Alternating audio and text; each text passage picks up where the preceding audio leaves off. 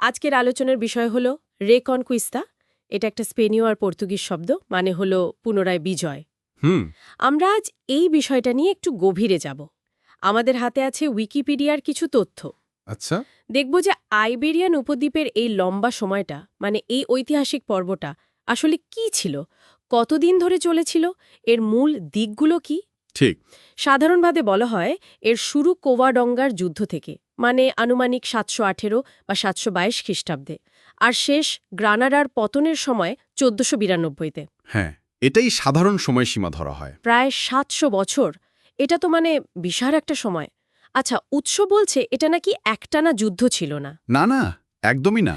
তাহলে ঠিক কি ঘটছিল এই দীর্ঘ সময় ধরে? দেখুন, ব্যাপারটা বেশ ইন্টারেস্টিং। প্রায় ৮ শতাব্দী মানে ৭৮১ বছর মুসলিম শাসন ছিল আইবেরিয়ান উপদ্বীপে। হুম। এই পুরো সময়টা জুড়ে কিন্তু যুদ্ধ চলেনি। অনেক সময় সহ অবস্থান ছিল। এমনকি মানে খ্রিস্টান আর মুসলিম শাসকদের মধ্যে জোটও হয়েছে। জোটও হয়েছে? সত্যি। হ্যাঁ হ্যাঁ, যেমন ধরুন নবম শতকে উত্তরের আরিস্তা রাজবংশ আর মুসলিম বানু কাশী পরিবার, তাদের মধ্যে মৈত্রী ছিল। ও। আবার ধরুন ভাড়াটে সৈন্যরা, তারা তো টাকার জন্য লড়ত, যে টাকা দিত তার পক্ষে। আচ্ছা।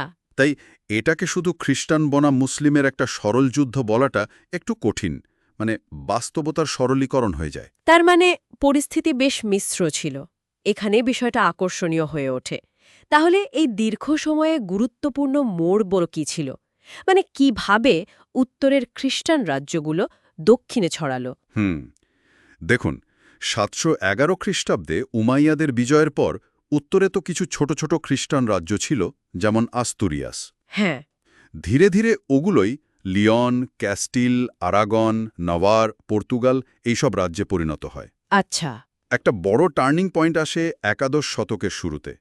তখন কর্দোবার যে শক্তিশালী খিলাফত ছিল সেটা ভেঙে যায়। ও। ভেঙে গিয়ে অনেকগুলো ছোট ছোট মুসলিম রাজ্যে ভাগ হয়ে যায়। এগুলোকে বলা হতো তাইফা। হুম। এরা বেশ দুর্বল ছিল।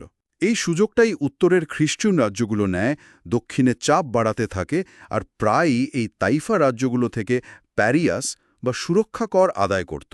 ঠিক। এই সময়ের একটা বড় ঘটনা তো ছিল ১০৮৫ সালে কাস্টিলের ষষ্ঠ আলফোনজোর টোলেডো দখল, তাই না? পুরনো ভিসিগথিক রাজধানী ছিল ওটা। একদম। ওটা একটা বিরাট প্রতীকী বিজয় ছিল খ্রিস্টানদের জন্য। কিন্তু তারপরেই আবার উত্তর আফ্রিকা থেকে নতুন মুসলিম শক্তি এসে প্রতিরোধ গড়ে তোলে। হ্যাঁ, কাদের কথা বলছেন? আল মরাভেদ আর আল মোহাদ। ঠিক, প্রথমে আল মোরাভেদ, পরে আল মোহাদরা আসে। এরা ছিল বেশ শক্তিশালী আর ধর্মীয়ভাবে মানে বেশ কট্টরপন্থী। হুম। তারা এসে কিছু সময়ের জন্য খ্রিস্টান রাজ্যগুলোর এক্সপ্যানশন বা অগ্রগতি থামিয়ে দিয়েছিল। কিন্তু ১২১২ সালটা খুব গুরুত্বপূর্ণ। লাস নাভাস দে টোলোসার যুদ্ধ। হ্যাঁ, ঠিক তাই। লাস নাভাস দে টোলোসার যুদ্ধ। এই যুদ্ধের সম্মিলিত খ্রিস্টান বাহিনী আল মোহাদ্দের বুড়িতরা পরাজিত করে। আচ্ছা। নির্ণায়ক বিজয় ছিল, একদম নির্ণায়ক। এরপরেই প্রধান প্রধান মুসলিম শহরগুলো মানে দুর্গগুলো পড়তে শুরু করে। যেমন ধরুন ১২৩৬-এ কর্ডোবা, ১২৪৮-এ সেভিল। হুম। শুধু গ্রানাডা টিকেছিল একটা ছোট্ট রাজ্য হিসেবে, তাও আবার করদো রাজ্য হিসেবে। আর সেই গ্রানাডারও পতন হল ১৪৯২ সালে, যেটা রেকনকিস্তার শেষ ধরা হয়। কিন্তু এর পরের ঘটনাগুলো, মানে বিজয়ের পরবর্তী প্রভাব, উৎসগুলোতে নিশ্চয়ই এর কথা আছে। হ্যাঁ, অবশ্যই আছে। আর এই পরিণতিগুলো খুবই গুরুত্বপূর্ণ আর বেশ মর্মান্তিকও বটে। কিরকম? বিজয়ের পর বিজিত অঞ্চলে পরিস্থিতি বেশ খারাপ হয়ে যায়। জোর করে ধর্মান্তরকরণ, বহিষ্কার এগুলো শুরু হয়। ১৪৯২ সালেই মানে গ্রানাডা পতনের বছরেই আলহামব্রা ডিক্রি জারি হয়। আলহামব্রা ডিক্রি। হ্যাঁ, এর মাধ্যমে কাস্টিল আর আরাগন থেকে সব ইহুদিদের মানে ২ লক্ষ প্রায় বহিষ্কার করা হয়। বলেন কি? এরপর বিভিন্ন আদেশ জারি করে মুসলিমদের খ্রিস্টান হতে বাধ্য করা হয়। এদের বলা হতো মরিস্কো। মরিস্কো মানে নব্য খ্রিস্টান। হ্যাঁ, নামে খ্রিস্টিয়ান কিন্তু আসলে মুসলিম বংশোদ্ভূত।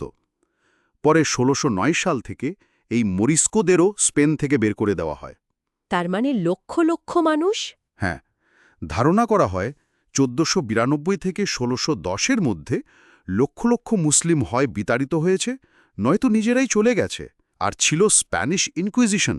ও, ইনকুইজিশন। তারাই নব্য খ্রিস্টানদের ওপর কড়া নজর রাখত, মানে সন্দেহ করত যে এরা গোপনে পুরনো কর্ম পালন করছে কিনা। দারুণ। মানে বিজয়ের পর একটা বিরাট মানবিক আর সাংস্কৃতিক ওলটপালট ঘটেছিল। আচ্ছা, তাহলে এই রেকঙ্কিস্তা ধারণাটা নিয়ে এখনকার ঐতিহাসিকরা কি বলেন? আপনি শুরুতে বলছিলেন না শব্দটা নাকি আধুনিক? ঠিক তাই। রেকঙ্কিস্তা মানে একটা একটানা ঐক্যবদ্ধ খ্রিস্টান যুদ্ধ, যার লক্ষ্য ছিল হারানো জমি পুনরুদ্ধার করা। এই ধারণাটা আসলে জনপ্রিয় হয় ১৯ শতকে। স্প্যানিশ জাতীয়তাবাদ যখন বাড়ছে তখন। ও আচ্ছা। অনেক আধুনিক ঐতিহাসিকই এখন মনে করেন এই ধারণাটা মধ্যযুগের যে জটিল বাস্তবতা ছিল তাকে অনেক সরল করে দেখায়। কিভাবে? তারা ওই সময়ের জোট, শান্তিপূর্ণ সহ-অবস্থানের সময়কাল, আর শুরুতে তো স্পেন নামে কোনো একক দেশই ছিল না, এই দিকগুলো তুলে ধরেন। হুম রেকঙ্কিস্তা শব্দটা পরে ফ্রাঙ্কো শাসনামলে খুব ব্যবহার হয়েছে।